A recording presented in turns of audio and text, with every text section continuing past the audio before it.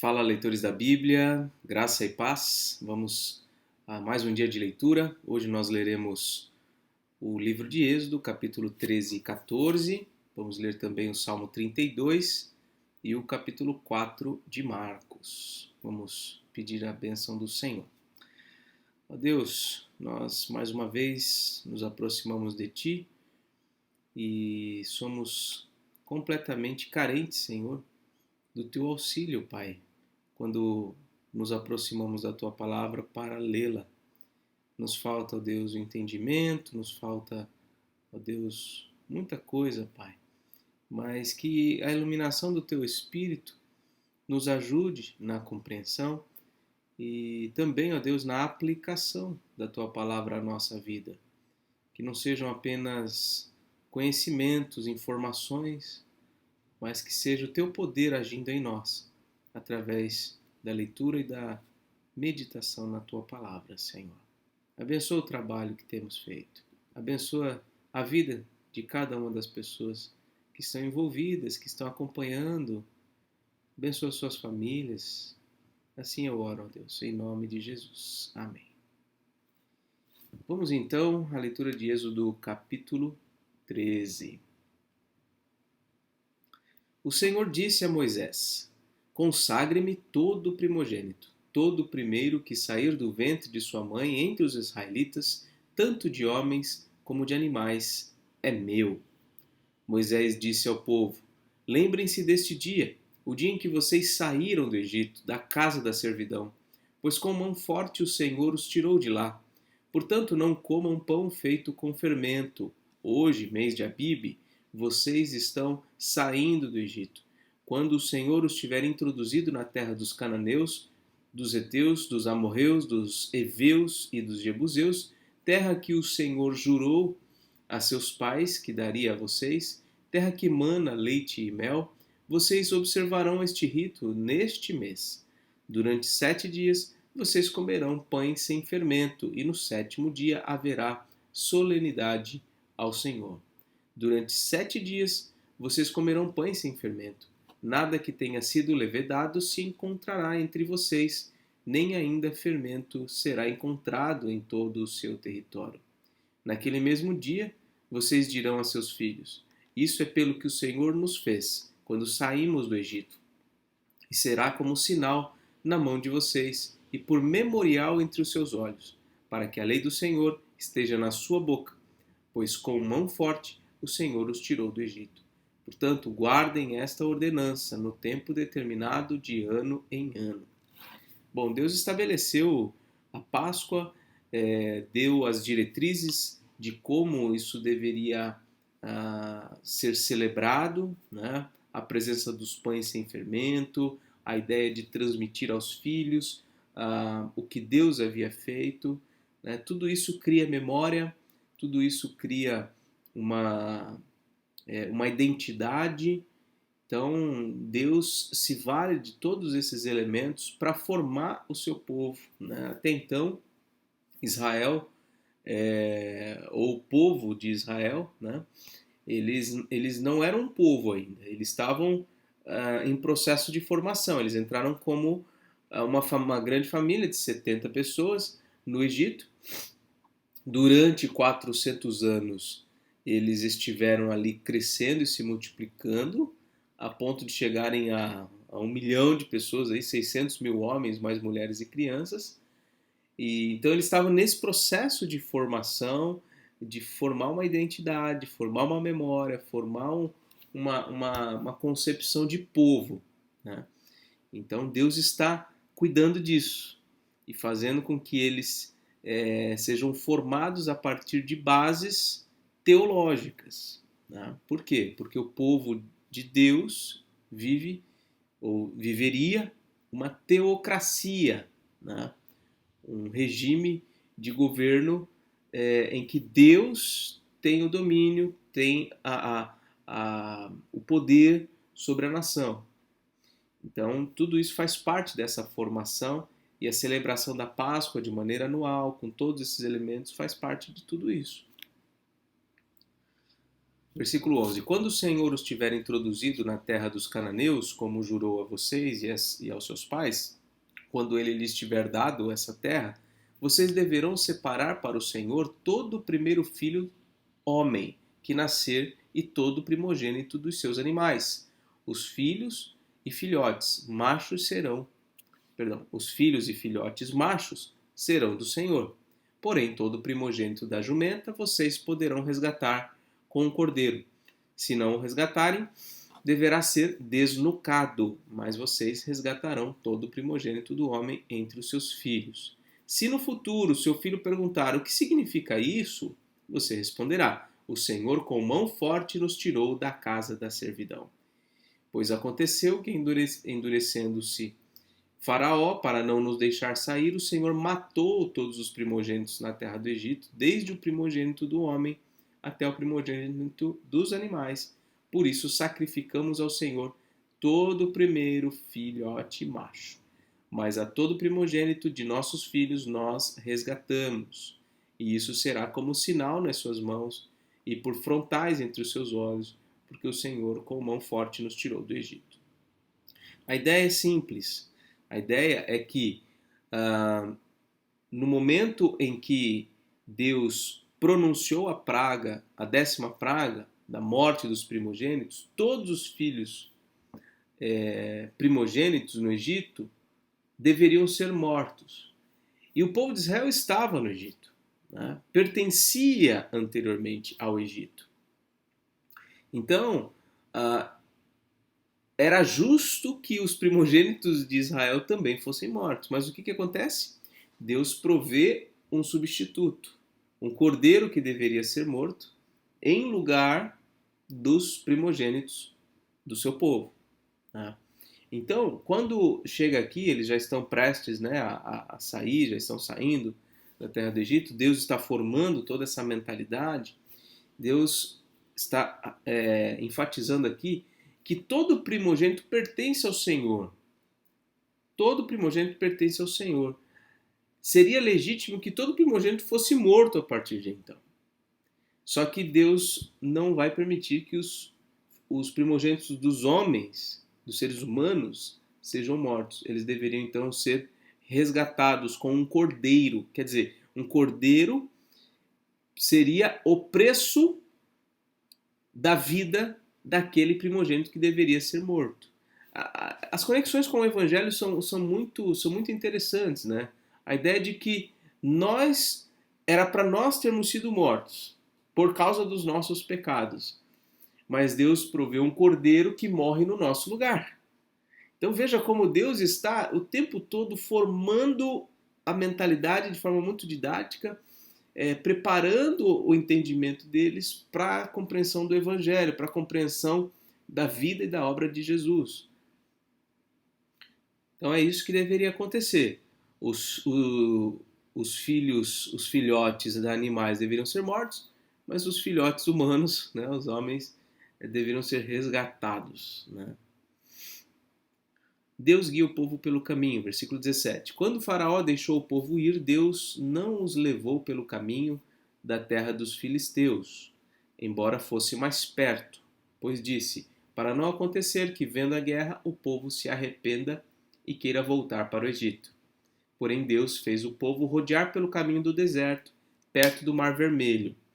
Os filhos de Israel saíram do Egito organizados como um exército. Moisés levou consigo também os ossos de José, pois este havia feito com que os filhos de Israel jurassem solenemente, dizendo, Deus certamente visitará vocês. Quando isso acontecer, levem os meus ossos daqui. Os israelitas partiram de Sucote e acamparam em Etã, à entrada do deserto. O Senhor ia adiante deles. Durante o dia, numa coluna de nuvem, para os guiar pelo caminho, durante a noite, numa coluna de fogo, para os iluminar, a fim de que caminhassem de dia e de noite. A coluna de nuvem nunca se afastou do povo durante o dia, nem a coluna de fogo durante a noite. Então nós vemos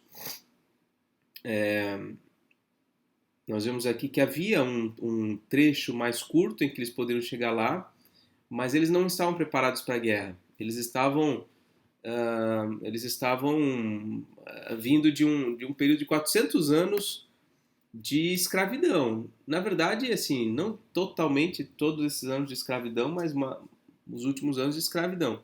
Então, eles não eram homens preparados para a guerra. Se Deus colocasse eles nessa situação, imediatamente isso, né, seria... eles iam querer voltar para o Egito e, enfim, não ia dar certo. Embora Deus seja soberano, e a gente vê que até em guerras em que o povo não estava preparado, Deus deu a vitória. Mas, enfim, o caminho, Deus tem todo o caminho, todo o trajeto para o seu povo, né? Eles deveriam ir pelo deserto. Coisas iriam acontecer ali, eles iam ficar rodeando o deserto por bastante tempo, né? E eles levam os ossos de José e ficam levando esses ossos até chegarem lá e poderem depositar esses ossos em algum lugar. E é interessante aqui no final do capítulo 13, né, a ideia de que o Senhor Deus estava com eles e se manifestava de maneira visível, né? Durante o dia, a coluna de nuvem. Durante a noite, a coluna de fogo. A gente não sabe exatamente o que é essa coluna, né, como é que isso se manifestava, mas algo permanente. Né? Imagina né, a gente ver no céu um sinal constante de que o Senhor está nos guiando e para onde aquela nuvem ou aquele fogo fosse, o povo deveria ir. E isso, ao longo do livro, a gente vai ver isso acontecendo. Quando a coluna de nuvem se levanta, então todo mundo deveria levantar acampamento e marchar e seguir. Quando parava, eles deveriam parar. Então, essa é a teocracia, né? É Deus guiando o povo, é Deus dizendo para onde o povo deve ir, o que deve fazer, quais são as leis. Então Deus está formando essa mentalidade. Deus é o governante, é o Senhor. Deus é o Senhor. Agora capítulo 14.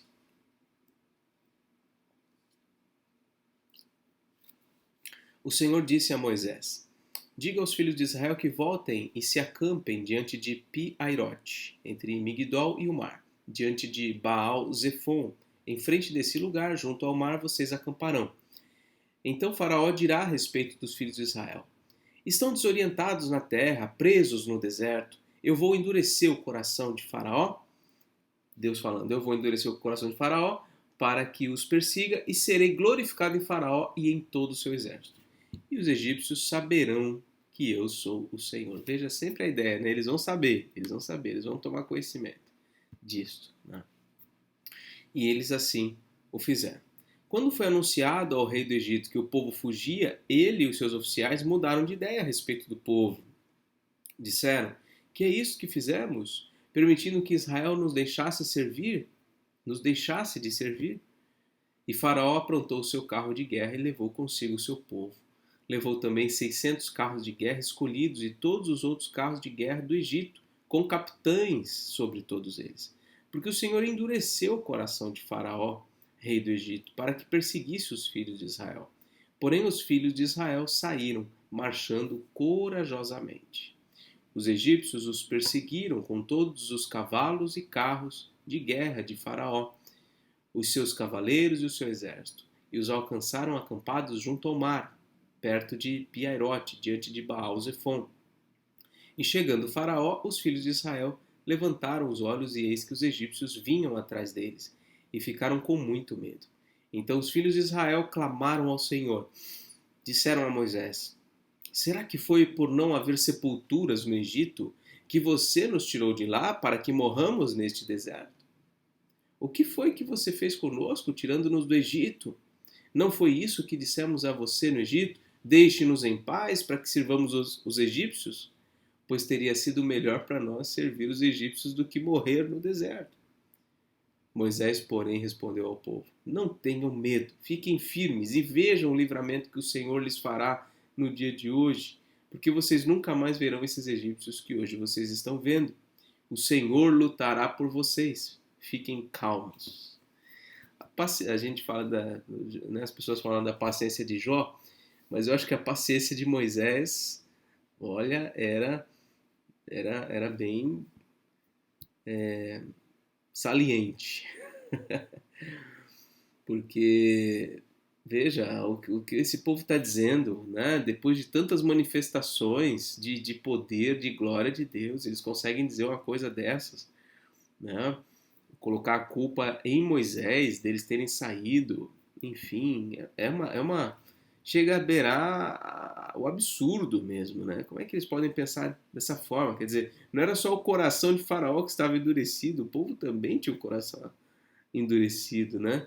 Eles que deveriam estar ali estupefatos, admirados com toda a manifestação de poder de Deus e se verem como o povo de Deus, o povo que Deus cuida, o povo que Deus ama, o povo que Deus liberta, o povo que, sabe? E não, eles estão aqui. Eles lembram Moisés de terem dito, olha, deixe-nos em paz para que sirvamos aos egípcios. Quer dizer, eles não queriam ter saído de lá. Eles oraram a Deus, clamaram a Deus, Deus viu a aflição deles, a opressão que eles estavam sendo submetidos, mas no final das contas eles preferiam, né, pelo menos nesse momento, nessa expressão aqui, eles demonstram preferência por ter permanecido naquela condição. Como o ser humano tem essa tendência a, ao sofrimento, ao pecado, à lama, né? Nós somos naturalmente muito distantes da confiança em Deus. O Senhor disse a Moisés: por que você está clamando a mim? Diga aos filhos de Israel que marchem. E você levante o seu bordão e estenda a mão sobre o mar. As águas se dividirão, para que os filhos de Israel passem pelo meio do mar em seco. Eis que vou endurecer o coração dos egípcios para que venham atrás de vocês e entrem no mar. Serei glorificado em Faraó e em todo o seu exército, nos seus carros de guerra, nos seus cavaleiros. E os egípcios saberão que eu sou o Senhor, quando for glorificado em Faraó, nos seus carros de guerra e nos seus cavaleiros. Então o anjo do Senhor, o anjo de Deus que ia diante do exército de Israel, se retirou e passou para trás deles. Também a coluna de nuvem se retirou de diante deles e se pôs atrás deles. E ia entre o exército dos egípcios e o exército de Israel. A nuvem era escuridão para os egípcios, mas iluminava a noite para o povo de Israel.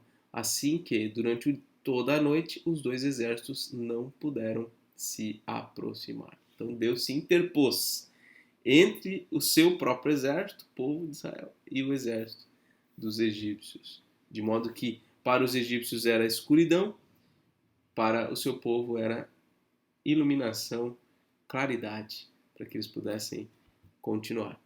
Então Moisés estendeu a mão sobre o mar e o Senhor, por um forte vento leste que soprou toda aquela noite, fez com que o mar se retirasse, tornando-se terra seca, e as águas foram divididas. Os filhos de Israel entraram pelo meio do mar em seco, e as águas foram qual muralha à direita e à esquerda. Os egípcios que os perseguiam entraram atrás deles, todos os cavalos de Faraó, seus carros de guerra, seus cavaleiros, até o meio do mar. Na vigília da manhã, o Senhor, na coluna de fogo e de nuvem, viu o acampamento dos egípcios e criou alvoroço no acampamento dos egípcios. Emperrou as rodas dos carros dos egípcios, fazendo com que andassem com dificuldade. Então os egípcios disseram: vamos fugir da presença de Israel, porque o Senhor está lutando por eles contra os egípcios. E aí, deixa eu terminar aqui. O Senhor disse a Moisés: estenda a mão sobre o mar para que as águas se voltem sobre os egípcios, sobre os seus carros de guerra e sobre os seus cavaleiros. Então Moisés estendeu a mão sobre o mar, e o mar, ao romper da manhã, retomou a sua força. Os egípcios fugiram de encontro a ele, e o Senhor jogou os egípcios para dentro do mar. As águas voltaram e cobriram os carros de guerra e os cavaleiros de todo o exército de Faraó que os haviam seguido no mar. Nem ao menos um deles escapou com vida. Mas os filhos de Israel caminhavam a pé enxuto pelo meio do mar, e as águas lhe eram quais muralhas, à sua direita e à sua esquerda. Assim o Senhor livrou Israel naquele dia das mãos dos egípcios, e Israel viu os egípcios mortos na praia do mar. Israel viu o grande poder que o Senhor havia usado contra os egípcios, e o povo temeu o Senhor e confiou no Senhor e em Moisés, seu servo. Olha agora o povo temeu. Ó. Agora o povo temeu, agora o povo confiou no Senhor e em Moisés, seu servo. Mas quanto tempo iria durar esse temor? Quanto tempo iria durar essa confiança em Deus e no seu mediador, Moisés? Não iria durar muito, não. Eu queria fazer um breve comentário aqui. Logo depois que o povo murmura, aqui nos versículos 11 e 12, né, e vem a palavra aqui de Moisés, olha, não tenham medo, fiquem firmes, vamos lá, vamos continuar. Ser líder não é mole não, viu? Enfim, aí quando Deus vai falar com Moisés, olha o que o Senhor diz para Moisés: por que vocês estão clamando a mim? Diga aos filhos de Israel que marchem. Quer dizer, vocês têm mais o que fazer. Por que vocês estão reclamando? Olha para frente, continua avançando. Não tem o que reclamar. Eu estou cuidando de vocês. Por que vocês estão clamando? Por que vocês estão chorando? Por que vocês estão lamuriando, murmurando? Diga aos filhos de Israel que marchem. Eles têm agora que andar. E aqui marchar não é marchar como um exército, né? Aquela coisa não. A ideia mesmo é seguir, avançar, andar. Né?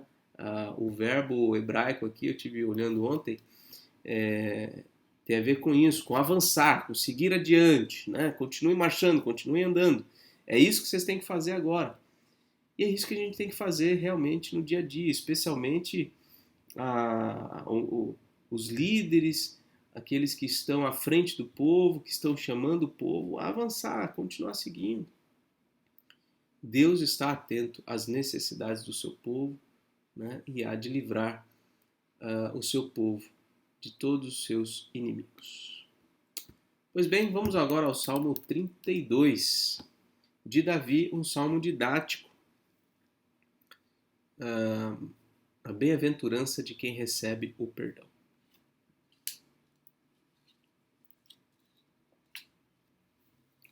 Bem-aventurado aquele cuja transgressão é perdoada, cujo pecado é coberto. Bem-aventurado é aquele a quem o Senhor não atribui iniquidade, e em cujo espírito não há engano. Enquanto calei os meus pecados, envelheceram os meus ossos, pelos meus constantes gemidos todo o dia, porque a tua mão pesava dia e noite sobre mim, e o meu vigor secou como no calor do verão. Confessei-te o meu pecado, e a minha iniquidade não mais ocultei. Eu disse: confessarei ao Senhor as minhas transgressões, e tu perdoaste a iniquidade do meu pecado. Sendo assim, todo que é piedoso te fará súplicas, em tempo de poder te encontrar. Com efeito, quando transbordarem muitas águas, não o atingirão. Tu és o meu esconderijo, tu me preservas da tribulação, e me cercas de alegres cantos de livramento. Eu o instruirei e lhe ensinarei o caminho que você deve seguir. E sob as minhas vistas lhe darei conselho. Não sejam como o cavalo ou a mula que não têm entendimento, que são dominados com freios e cabrestos. Do contrário, não obedecem a você. Muitos são os sofrimentos do ímpio, mas o que confia no Senhor, a misericórdia o cercará. Alegrem-se no Senhor e regozijem-se aos justos. Exultem todos vocês que são retos de coração. Esse salmo, geralmente ele é lido com certa frequência nos cultos presbiterianos, no momento da confissão de pecados, né? Momento em que nós somos levados a refletir na necessidade de nos arrependermos diante de Deus. Ele está dizendo aqui que é muito feliz, é felicíssimo aquele que tem a sua transgressão perdoada, que tem o seu pecado coberto. É felicíssimo também aquele a quem o Senhor não atribui iniquidade, em cujo espírito não há engano. Então, receber o perdão de Deus, receber a justificação, que é um conceito teológico que já vem sendo trabalhado no Antigo Testamento, mas no Novo Testamento isso fica ainda mais claro. Isso é uma benção, isso é que traz felicidade. Saber que a culpa pelos nossos pecados não nos levará a condenação, porque a nossa culpa foi retirada. A nossa iniquidade não nos é mais atribuída. Então, isso é muito bom. Essa é a boa notícia de Deus, né? E ele diz aqui: enquanto eu calei os meus pecados, enquanto eu tentei ocultar, enquanto eu tentei esconder os meus pecados, eu me adoeci. Os meus ossos se envelheceram, eu gemia, eu sentia dor. E aqui eu vejo uma estreita relação entre corpo e alma mesmo, né? A Bíblia expressa dessa maneira, né? Nós somos seres integrais. O nosso corpo, que é a parte material, e a parte imaterial do nosso ser, que é a nossa alma barra espírito, seja qual o nome possamos utilizar, há conexões estreitas entre elas. Quer dizer, enquanto nós não tratamos de questões espirituais, não nos arrependemos genuinamente, não nos voltamos para Deus com sinceridade, a tendência é que o nosso corpo adoeça, nós sintamos o peso disso. Então, as ciências humanas aí, psicológicas, etc., já demonstram isso, né? Como questões emocionais que não são doenças físicas, mas afetam o físico da gente, né? E é isso que ele está colocando aqui. Enquanto eu calei os meus pecados, eu sofri, porque a mão de Deus pesava sobre ele. Então, no versículo 5, ele confessou o pecado, ele não mais ocultou o seu pecado, ele confessou e o Senhor o perdoou, né? O Senhor o perdoou. E assim, então, ele diz, né? Toda gente que fizer súplicas ao Senhor vai encontrá-lo, né? E virá as muitas águas, as turbulências da vida, mas não atingirão. O Senhor então se torna o seu esconderijo, né? Aquele que promove a sua segurança. E aqui vem uma palavra que seria de Deus, né?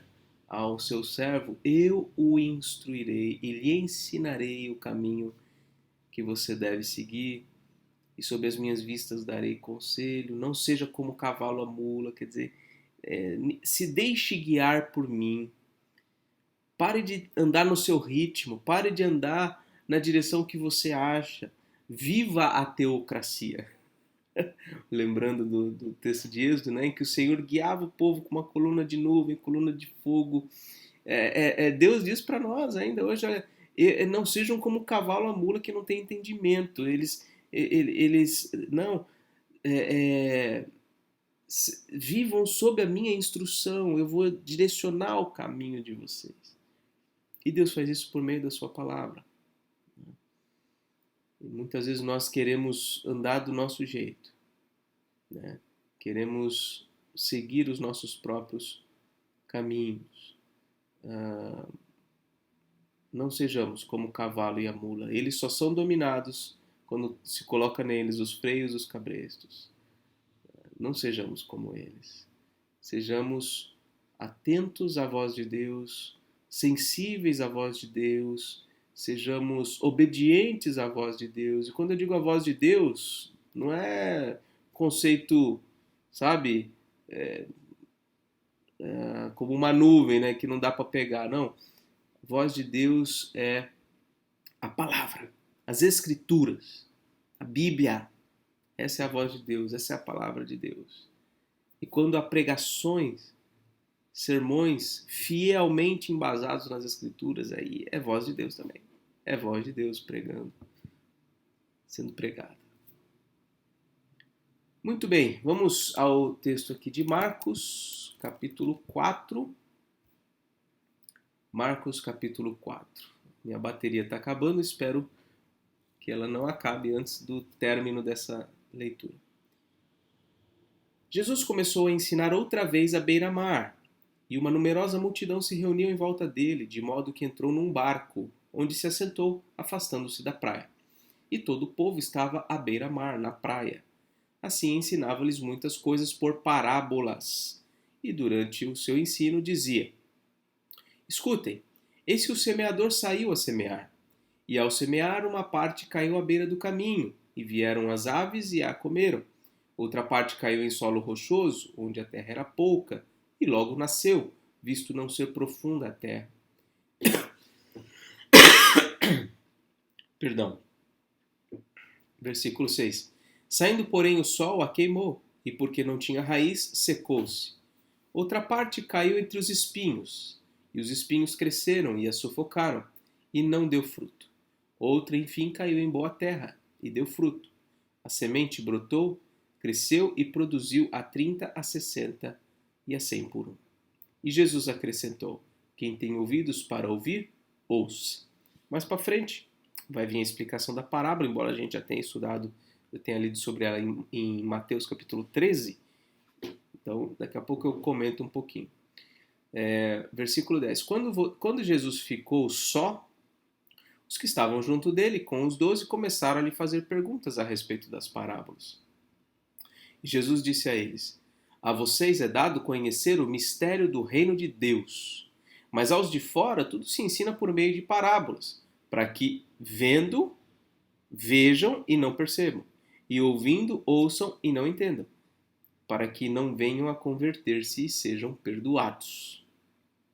Quer dizer, Jesus está dizendo, olha, tem alguns que precisam ouvir essas coisas, mas o objetivo de ouvirem não é se converterem e serem perdoados.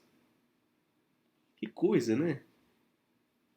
Será que há maldade, então, em Jesus? Em não querer que os seus ouvintes externos se convertessem e sejam perdoados? De fato, no que diz respeito a nós, a gente deve pregar o evangelho com esse objetivo, de que as pessoas se convertam. Mas é muito claro nas palavras de Jesus, e também vai ser mais para frente nas palavras de Paulo, que o evangelho ele é uma espada que corta dos dois lados. De um lado, ele vai salvar, vai regenerar, vai chamar eficazmente as pessoas para Deus. De outro lado, ele vai endurecer ainda mais o coração das pessoas e vai servir de condenação para elas. Então, o que Jesus está dizendo é: a vocês, meus discípulos, quando parábolas são pregadas, são pronunciadas, a vocês é dado conhecer o reino de Deus por meio dessas parábolas. Aos de fora, não. Aos de fora, não. E a gente precisa ter isso em mente. Não para odiar os de fora, não para desprezar os de fora, não para querer deixá-los de lado, de fora do reino de Deus, não. O que tiver ao nosso alcance pregar o evangelho e tornar conhecido o reino de Deus para elas, isso a gente precisa fazer. Em outro momento, Jesus vai dizer, olha, o que eu digo para vocês aqui no particular, depois da minha vinda, vocês vão anunciar abertamente, né? E aí a obra do Espírito em chamar as pessoas ou não, tá? Mas a gente precisa ter em mente isso, né? A gente deve orar, a gente deve pregar, mas devemos saber que Deus não vai converter o coração de todos, Deus não vai dar o seu perdão a todos, e aí a gente precisa ver nisso a soberania de Deus na salvação, ver nisso também a justiça de Deus, porque se nós somos salvos, é porque fomos justificados. E se tivéssemos sido condenados, a justiça de Deus seria a mesma. Deus seria justo em nos punir eternamente, porque somos pecadores.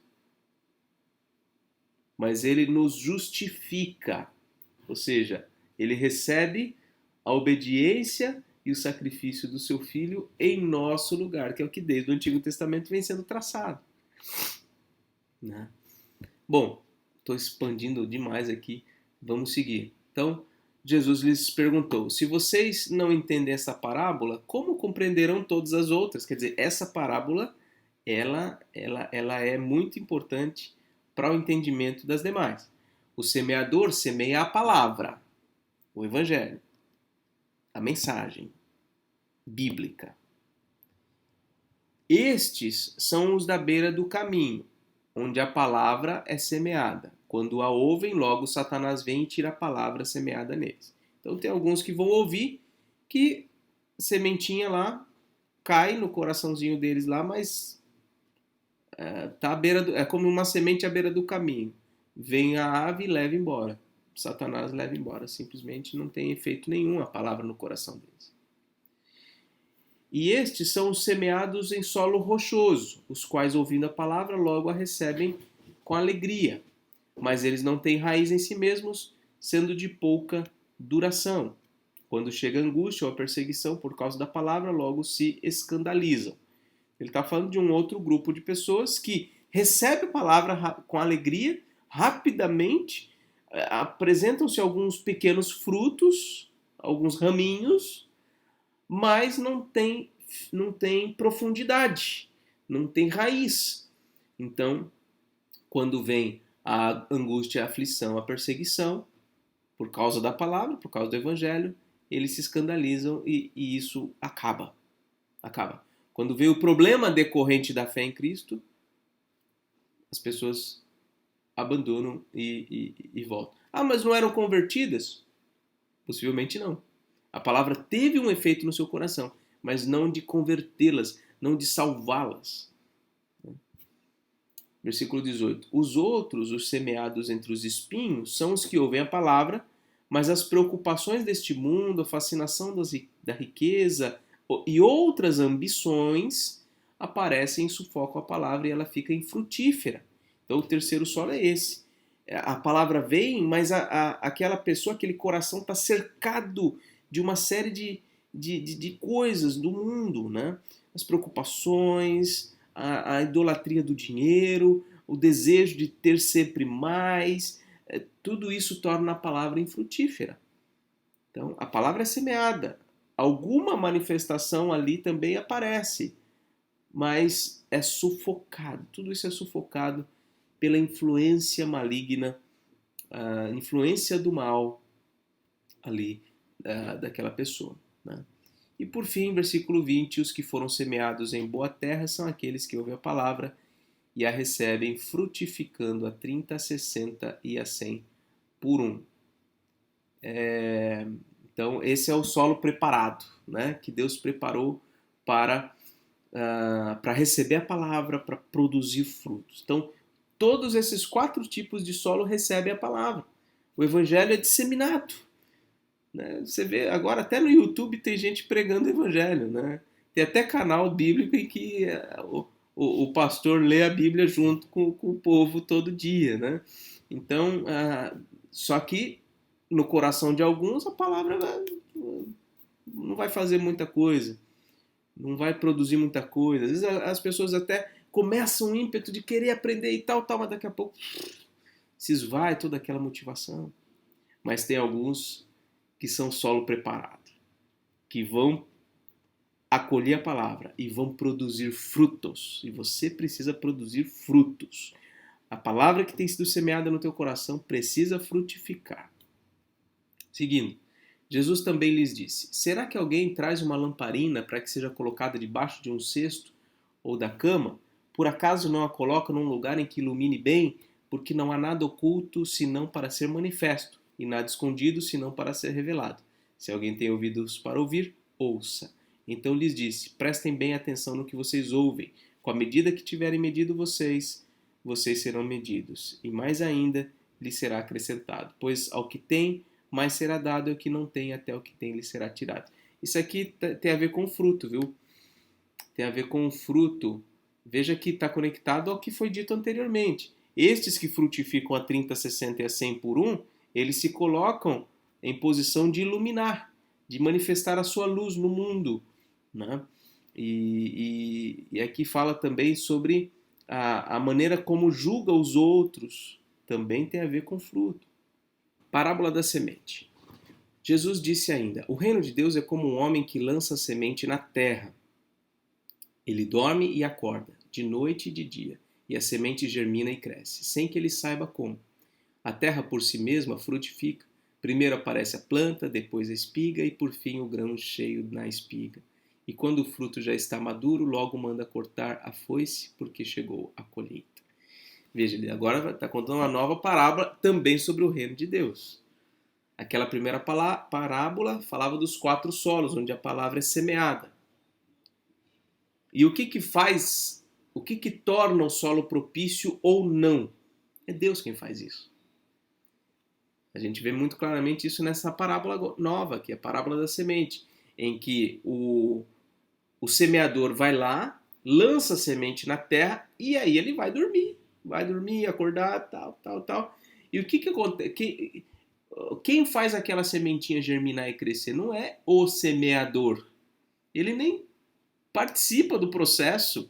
Aquela semente simplesmente cresce e ele não sabe como isso aconteceu. Ele não participa do processo. A única coisa que o semeador faz é lançar a semente. Né? E de repente aparece a planta, a espiga, né? O grão cheio na espiga e novos frutos surgem. E aí ele fala aqui, quando o fruto já está maduro, logo manda cortar com a foice, porque chegou a colheita.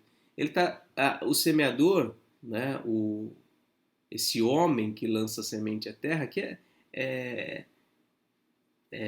me parece claramente que é o próprio Cristo. Ele está semeando e no final das contas ele vai promover a colheita. E aí ele vai pegar a foice e vai recolher os frutos, né? Que é a consumação dos servos. Recolher os frutos da sua semeadura. A parábola do grão de mostarda. Disse mais: com que poderemos comparar o reino de Deus? Ou com que parábola o apresentaremos? Ele é como um grão de mostarda que, quando semeado, é a menor de todas as sementes sobre a terra, mas uma vez semeada, cresce e se torna maior que todas as hortaliças. Cria ramos tão grandes que as aves do céu podem se aninhar à sua sombra. Mais uma parábola que tem a ver com semeadura, com semente. Aqui ele pega a ideia do grão de mostarda, que é uma sementinha bem pequena mesmo, uma bolinha de nada, e que uma vez colocado em terra, aquilo vai florescer, vai crescer, vai se tornar a maior de todas as hortaliças. Então o reino de Deus é isso. O reino de Deus é algo que foi semeado no mundo. Jesus implantou o reino de Deus. Esse reino está expandindo, frutos têm surgido, né? Cada vida salva, né? Cada vida que é alcançada pelo reino de Deus se torna, por sua vez, uma semente que é plantada e produz mais frutos, e assim sucessivamente. Assim vem acontecendo há 2000 anos. Então é assim, o reino de Deus vai expandindo, vai chegando aos rincões mais distantes, mais inóspitos do mundo. Né? A missão de Deus é essa, a expansão do seu reino. Agora, quando as pessoas olham para o mundo, quando a gente olha para o mundo, o que a gente vê? A gente vê o reino dos homens. A gente vê os Estados Unidos como uma grande potência mundial. A gente vê a China crescendo. A gente vê a Rússia, né, com planos de expansão sobre a Ucrânia. A gente vê, enfim, continente europeu, continente africano, América do Sul, se formando, né, e criando conchavos. A gente vê, enfim, o reino dos homens. A gente vê o reino dos homens. E onde está o reino de Deus? Parece que não existe. O reino de Deus parece que, sabe, Nos noticiários você não vê notícias a respeito do reino de Deus. O que está acontecendo no reino de Deus? Porque não aparece. Não aparece. Quem é que pode ver o reino de Deus? Aquele que nasceu de novo. Que é o que está lá em João, capítulo 3. Né? Deixa eu ir lá rapidinho. João 3. Olha o versículo 3 aqui. Ó. Em verdade, lhe digo que se alguém não nascer de novo, não pode ver o reino de Deus. É o tipo de coisa que só dá para ver se nascer de novo. Ou seja, se Deus lhe der nova vida. Ok, vamos voltar aqui. Marcos 4, agora o versículo 33. Nossa, avancei demais. Marcos 4, 33. Pronto. E com muitas parábolas semelhantes, Jesus lhes expunha a palavra, conforme podiam compreendê-la, e sem parábolas não lhes falava. Tudo, porém, explicava em particular aos seus próprios discípulos. Então, esse era o ministério de Jesus. Ele pregava através de parábolas e explicava aos seus próprios discípulos.